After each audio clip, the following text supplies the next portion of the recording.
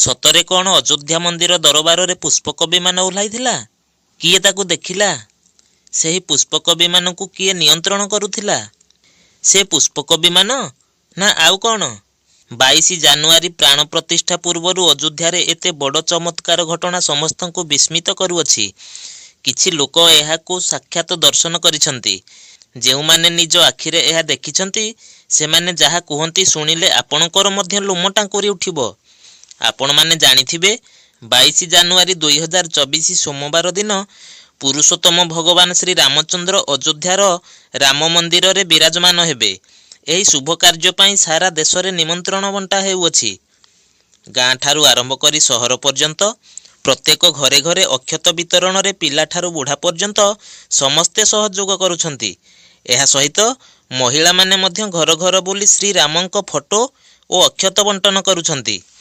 ଅଯୋଧ୍ୟାର ରାମ ମନ୍ଦିରରେ ଭଗବାନ ପୁରୁଷୋତ୍ତମ ଶ୍ରୀରାମଙ୍କ ପ୍ରାଣ ପ୍ରତିଷ୍ଠା ହେବାର କାର୍ଯ୍ୟକ୍ରମ ପ୍ରସ୍ତୁତି ବହୁତ ଜୋରସୋରରେ ଆଗେଇ ଚାଲିଅଛି। ଇତିମଧ୍ୟରେ ରାମ ମନ୍ଦିର ନିର୍ମାଣ କାର୍ଯ୍ୟ ମଧ୍ୟ ଖୁବ୍ ଧୁମଧାମରେ ଚାଲିଅଛି। ମନ୍ଦିର ନିର୍ମାଣରେ ଯେଉଁ ଲକ୍ଷ୍ୟ ସ୍ଥିର ହୋଇଥିଲା ତାହା ପାଖାପାଖି 85% କାର୍ଯ୍ୟ ସମ୍ପୂର୍ଣ୍ଣ ହୋଇସାରିଲାଣି। 70ଟି ଖମ୍ବରେ ମୂର୍ତ୍ତି କାମ ଚାଲିଅଛି। ନିର୍ମାଣ କାର୍ଯ୍ୟ ଶୀଘ୍ର ସାରିବା ପାଇଁ ସମସ୍ତ ଶ୍ରମିକ ଦିନରାତି ଅକ୍ଲାନ୍ତ ପରିଶ୍ରମ କରୁଛନ୍ତି। କିନ୍ତୁ ଏହା ମଧ୍ୟରେ 10 ଜାନୁଆରୀ ରାତିରେ କିଛି ଏମିତି ଚମତ୍କାର ଘଟଣା ହେଲା ଯାହା ଦେଖି ସବୁ ଶ୍ରମିକଙ୍କର ହୋସ୍ ଉଡ଼ିଗଲା। ସବୁଦିନ ପରି 10 ଜାନୁଆରୀ ରାତିରେ ଯେତେବେଳେ ନିଜର କାମ ସାରି ସମସ୍ତ ଶ୍ରମିକ ଶୋଇବା ପାଇଁ ଯାଉଥିଲେ ସେତେବେଳେ ହଠାତ୍ ମନ୍ଦିର ପ୍ରାଙ୍ଗଣରେ ସୁନେଲି କିରଣର ଆଲୋକ ରଶ୍ମି ଦେଖିବାକୁ ମିଳିଲା। ସେହି ସମୟରେ ଜଣେ ଶ୍ରମିକ ବାହାରକୁ ଆସି ଦେଖିଲା କି ମନ୍ଦିର ପ୍ରାଙ୍ଗଣରେ ଚକମକ ଝଲସୁଥିବା ହଳଦିଆ ରଙ୍ଗର ଏକ ଅଜବ ଜିନିଷ ଦେଖାଗଲା। ତାପରେ ସେ ସାଥୀମାନଙ୍କୁ ଉଠେଇବା ପାଇଁ ଚେଷ୍ଟା କଲା, କିନ୍ତୁ କେହି ବି ତା ସହିତ ଆସିଲେ ନାହିଁ। ସେହି ବସ୍ତୁର ରହସ୍ୟ ଜାଣିବା ପାଇଁ ଯେତେବେଳେ ସେହି ଶ୍ରମିକ ସାହସ କରି ମନ୍ଦିର ପରିସରରେ ପହଞ୍ଚିଲା ତ ସେଠାକାର ଦୃଶ୍ୟ ଦେଖି ସେ ଆଶ୍ଚର୍ଯ୍ୟ ହୋଇଗଲା। କାରଣ ସେଠାରେ ଏକ ଦିବ୍ୟ ଚମତ୍କାରୀ ବିମାନ ଦେଖାଦେଲା ଯାହା ମୟୂର ଆକୃତିର ଥିଲା। ଆଉ ଦେଖିବାକୁ ବହୁତ ସୁନ୍ଦର ଓ ଅତି ଉଜ୍ଜଳମୟ ଥିଲା। ଆଉ ତାହା ରାମ ମନ୍ଦିର ପରିସରର ପଛଭାଗରେ ଓହ୍ଲାଇଥିଲା। କିନ୍ତୁ ସେହି ବିମାନକୁ କିଏ ଚଳାଉଥିଲା ଏହା ଜାଣି ହେଉନଥିଲା। କାରଣ ସେହି ବିମାନର ତେଜ ଏତେ ଅଧିକ ଥିଲା ଯେ ଖାଲି ଆଖିରେ ଦେଖିବା ଅସମ୍ଭବ ଲାଗୁଥିଲା। ସେ ସମୟରେ ଏମିତି ଲାଗୁଥିଲା କି ସ୍ୱୟଂ ଭଗବାନ ଶ୍ରୀ ରାମଚନ୍ଦ୍ର ପୁଷ୍ପକ ବିମାନରେ ବିରାଜମାନ କରି ଆକାଶ ମାର୍ଗରୁ ସେଠାରେ ଅବତରଣ କରୁଛନ୍ତି। ଏହି ଦୃଶ୍ୟକୁ ସେ ଶ୍ରମିକ ନିଜ ଆଖିରେ ଦେଖି ଅଚାନକ ସେଠାରେ ବେହୋସ ହୋଇଗଲା। କାହିଁକି ନା ସେ ସେହି ବିମାନର ଉଜ୍ଜ୍ୱଳତାକୁ ସହିପାରୁନଥିଲା। ଆଉ ଯେତେବେଳେ ସେହି ଶ୍ରମିକର ଚେତା ଫେରିଲା ସେ ସେହି ସ୍ଥାନରେ ହିଁ ପଡ଼ି ରହିଥିଲା। ଆଉ ତାର ସାଥୀମାନେ ନିଜର କାର୍ଯ୍ୟ କରିବାକୁ ଯାଉଥିଲେ। ଏହା ପରେ ମଧ୍ୟ ସେହି ଶ୍ରମିକ ସମସ୍ତଙ୍କୁ ଅଟକାଇ ରାତିର ସମସ୍ତ ଘଟଣା ବିଷୟରେ କହିବା ପାଇଁ ଚେଷ୍ଟା କଲା।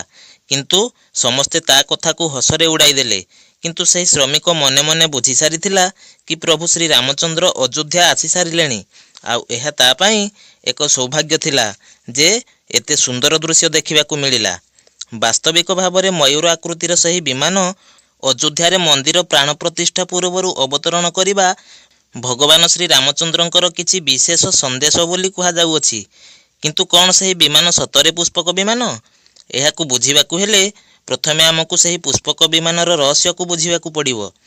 ଆଗକୁ ଆମେ ପୁଷ୍ପକ ବିମାନ ବିଷୟରେ କହିବୁ, ଯାହାକୁ ଜାଣି ଆପଣଙ୍କ ମନରେ ମଧ୍ୟ ଉତ୍କଣ୍ଠା ସୃଷ୍ଟି ହେବ କି ଅଯୋଧ୍ୟାରେ ପୁଷ୍ପକ ବିମାନର ପ୍ରକଟ ହେବା କଳିଯୁଗର ସବୁଠାରୁ ବଡ଼ ଚମତ୍କାର ଅଟେ। ବନ୍ଧୁଗଣ, ପୁଷ୍ପକ ବିମାନର ଚମତ୍କାରିତା ବିଷୟରେ ଜାଣିବା ପୂର୍ବରୁ ଭିଡ଼ିଓଟିକୁ ଗୋଟିଏ ଲାଇକ୍ କରି ଚ୍ୟାନେଲକୁ ସବସ୍କ୍ରାଇବ୍ କରି ନିଅନ୍ତୁ। ଏହି ପୁଷ୍ପକ ବିମାନ ପ୍ରଥମେ କୁବେରଙ୍କ ପାଖରେ ଥିଲା। ପରେ ମହାପ୍ରତାପୀ ରାବଣ ବଳପୂର୍ବକ ତାଙ୍କଠାରୁ ସମଗ୍ର ଲଙ୍କାପୁର ସହିତ ପୁଷ୍ପକ ବିମାନକୁ ଛଡ଼େଇ ନେଇଗଲା। ଆଉ ଏହା ମାଧ୍ୟମରେ ରାବଣ କୌଣସି ବି ସ୍ଥାନକୁ ଯିବା ଆସିବା କରୁଥିଲା। ପରବର୍ତ୍ତୀ ସମୟରେ ରାବଣକୁ ବଧ କରିବା ପରେ ଏହି ପୁଷ୍ପକ ବିମାନ ରାମଙ୍କ ହାତକୁ ଆସିଗଲା। ଏହି ବିମାନ ମାଧ୍ୟମରେ ରାବଣ ପଞ୍ଚବଟୀରୁ ସୀତାଙ୍କୁ ଚୋରେଇ ନେଇଥିଲା। କୁହାଯାଏ ପୁଷ୍ପକ ବିମାନ ଆଜି ସମୟର ବିମାନ ପରି ଥିଲା। ପୁଷ୍ପକ ବିମାନ ମାଧ୍ୟମରେ ରାବଣ ଆକାଶ ମାର୍ଗରେ ଯାତ୍ରା କରୁଥିଲା। କିନ୍ତୁ ରାବଣକୁ ପରାସ୍ତ କରିବା ପରେ ପ୍ରଭୁ ଶ୍ରୀ ରାମଚନ୍ଦ୍ର ମାତା ସୀତା ଓ ଭାଇ ଲକ୍ଷ୍ମଣଙ୍କ ସହିତ ସେହି ପୁଷ୍ପକ ବିମାନ ଦ୍ୱାରା ଅଯୋଧ୍ୟାକୁ ଫେରିଥିଲେ। ରାମାୟଣରେ ଯେଉଁଭଳି ଭାବରେ ପୁଷ୍ପକ ବିମାନ ବିଷୟରେ ବର୍ଣ୍ଣନା ଅଛି ସେଥିରୁ ଏହା ଜଣାପଡ଼େ କି ଏହା ଆଜିର ଉଡ଼ାଜାହାଜ ପରି ଥିଲା।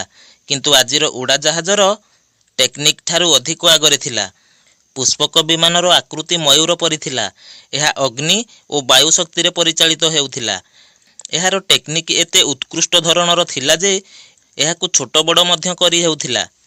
ପୁଷ୍ପକ ବିମାନ ଚାଳକର ଇଚ୍ଛା ଅନୁସାରେ ନିଜର ଗତି ବଢ଼ାଉଥିଲା।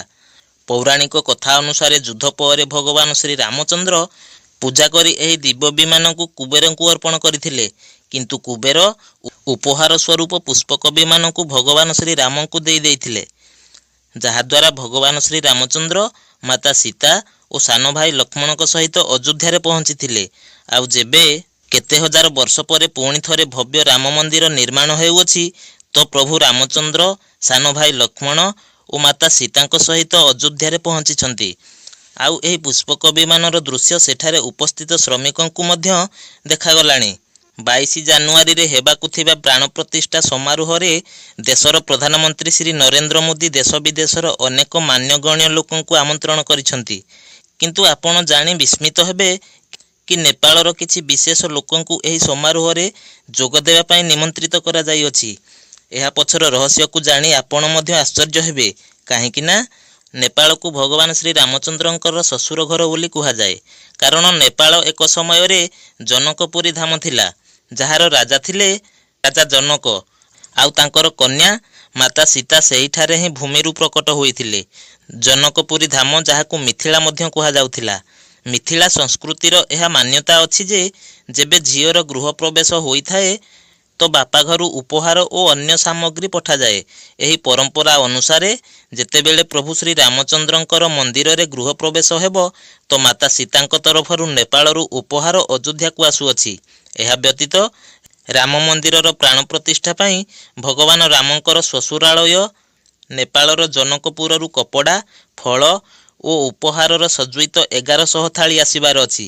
ଏହା ମଧ୍ୟରେ ଆଭୂଷଣ, ବାସନକୁସନ, କପଡ଼ା ଓ ମିଠା ସହିତ ଭାର ବି ଆସିବ, ଯେଉଁଠାରେ 51 ପ୍ରକାରର ମିଠା, ଦହି, ଲହୁଣୀ ସହିତ ଚାନ୍ଦିର ବାସନ ସାମିଲ ଅଛି। 22 ଜାନୁଆରୀରେ ପ୍ରାଣ ପ୍ରତିଷ୍ଠା ସମାରୋହ ହେବାର ଅଛି। ସେଥିପାଇଁ ଶ୍ରୀରାମ ଜନ୍ମଭୂମି ତୀର୍ଥ ଟ୍ରଷ୍ଟ ତରଫରୁ ଭଗବାନ ରାମଚନ୍ଦ୍ରଙ୍କର ଶ୍ୱଶୁରାଳୟ ନେପାଳର ଅନେକ ମାନ୍ୟଗଣ୍ୟ ବ୍ୟକ୍ତିଙ୍କ ପାଖକୁ ନିମନ୍ତ୍ରଣ ପତ୍ର ମଧ୍ୟ ପଠାଯାଇଅଛି। ବନ୍ଧୁଗଣ, ଆଜି ଆମେ ରାମ ମନ୍ଦିରର ନିର୍ମାଣ ହେବା ଦେଖୁଅଛେ। ଏହା ଆମର ସୌଭାଗ୍ୟ ଅଟେ, କାରଣ ଭବ୍ୟ ରାମ ମନ୍ଦିରର ନିର୍ମାଣରେ ହଜାର ହଜାର ସେବକ ଓ ରାମ ଭକ୍ତଙ୍କର ବଳିଦାନ ମଧ୍ୟ ଲୁଚି ରହିଅଛି। ଏହି ଭିଡ଼ିଓରେ ବାସ୍ ଏତିକି। ଯଦି ଏହି ସୌଭାଗ୍ୟ ଆମକୁ ମିଳିଅଛି କି ରାମ ମନ୍ଦିରକୁ ନିର୍ମାଣ ହେବାର ଦେଖିବା ପାଇଁ, ତ ଉତ୍ସବ ପାଳନ କରିବା ଦରକାର। ଆଉ ଆପଣମାନଙ୍କୁ ମଧ୍ୟ ନିବେଦନ କି 22 ଜାନୁଆରୀ 2024 ସୋମବାର ଦିନ ନିଜ ଘରେ ଦୀପ ଜଳାଅ ଓ ସାତ୍ୱିକ ଭୋଜନ କରି ଉତ୍ସବ ପାଳନ କରନ୍ତୁ ଏବଂ କମେଣ୍ଟ ମାଧ୍ୟମରେ ଜୟ ଶ୍ରୀରାମ ଲେଖି ଚ୍ୟାନେଲକୁ ସବସ୍କ୍ରାଇବ୍ କରି ଅଲ୍ ନୋଟିଫିକେସନକୁ ଅନ୍ କରନ୍ତୁ। ଜୟ ଶ୍ରୀରାମ।